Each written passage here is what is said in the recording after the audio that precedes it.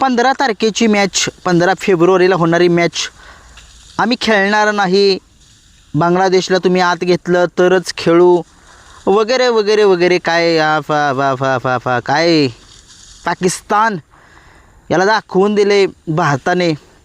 तुम्हाला झुकावंच लागेल, भारताच्या खाली मान भारताच्या समोर झुकवायचीच. बेला पाकिस्तान बेला. तुम्ही बघितलं 15 तारखेला जी मॅच होणार होती भारत आणि पाकिस्तानची T20चा सामना, तो सामना पाकिस्तान म्हणत होता की आम्ही खेळणार नाही.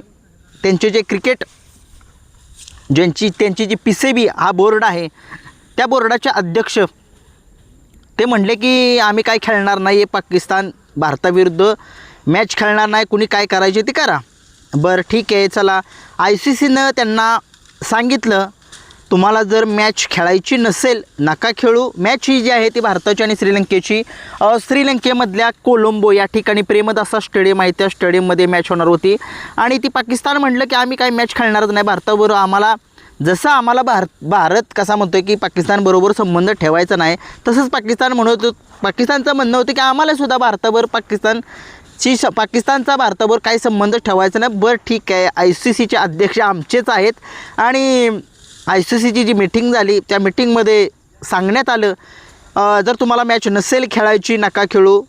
जे ICCकडून 500 करोड एवढं मोठं बक्षीस दरवर्षाला मिळत होतं पाकिस्तानला, ते बक्षीस तर मिळेलच, परंतु तुम्ही 2300 करोड रुपये भरा तो फाईन. आता सगळे म्हणतील 2300 करोड यामध्ये कुठून आला. जो भारत आणि पाकिस्तानचा जो सामना होणार होता 15 तारखेला, त्या मैदानाची जी काय नुकसान होतं आहे त्याची भरपाई 2300 करोड रुपये पाकिस्ताननं भरायची आणि सामना खेळायचा नाही.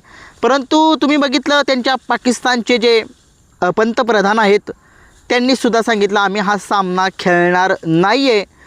ठीक आहे म्हणले. सगळे ICCचे जेवढे जे पदाधिकारी आहेत तेवढं सगळ्यांनी सांगितलं ठीक आहे नको, मग नाही खेळायचं तर नाही खेळायचा, तेवढे पैसे भरा मग 2300 करोड रुपये.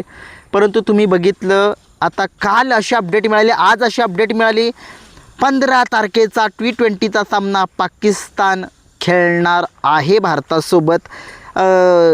भारतापुढे तुम्ही नाही चालू शकणार, तुमचं काहीच काम नाही. पाकिस्तान तुमचे खायचे वांदे आहेत तुमच्या देशाचे.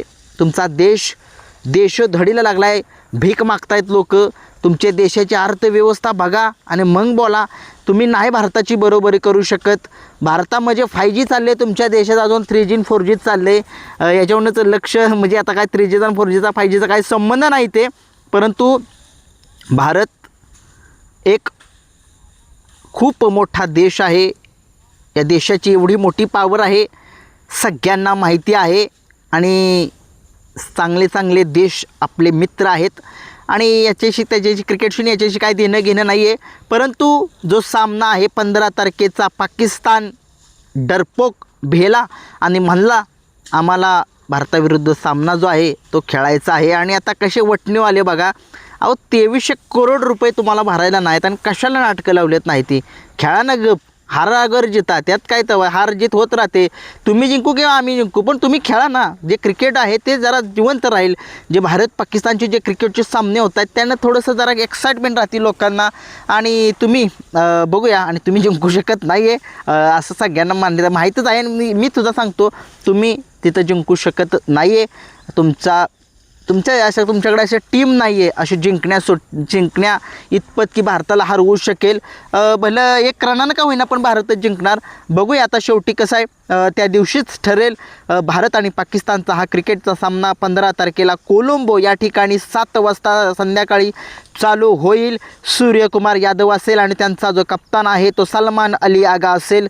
त्यांचीसुद्धा बॉलिंग लाईनअप आम्ही कधी कुणाला कमी समजत नाही आहे. पाकिस्तान भारताविरोधात नेहमीच चांगल्या पद्धतीने खेळतो, चांगल्या टीम मॅनेजमेंट करूनच येतो. त्यांना माहिती आहे आणि त्यांचा विषय कसा होतो, त्यांना एक अभ्यास करतात ते आणखी. आणि काय अभिषेक शर्माचा आणि खेळून जातो तिलक वर्माच. म्हणजे एक असं आहे प्रत्येक टीम जी आहे ती प्रत्येक, माझं एक असं म्हणणं आहे कुठलीही टीम असू द्या त्यांनी प्रत्येक प्लेअरचा अभ्यास करून टीममध्ये यायचं, उतरायचं मैदानामध्ये.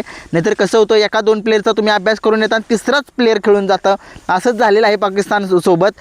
परंतु असो 15 तारखेच्या मैदानामध्ये भारत सज्ज झालेला आहे आणि पाकिस्तानसुद्धा सज्ज झालेला आहे. प्रेमदासा स्टेडियममध्ये कोण जिंकेल तो सामना कमेंट्समध्ये सांगा. मला वाटते इंडिया जिंकेल. तुम्हाला काय वाटते कमेंट्समध्ये सांगा. धन्यवाद.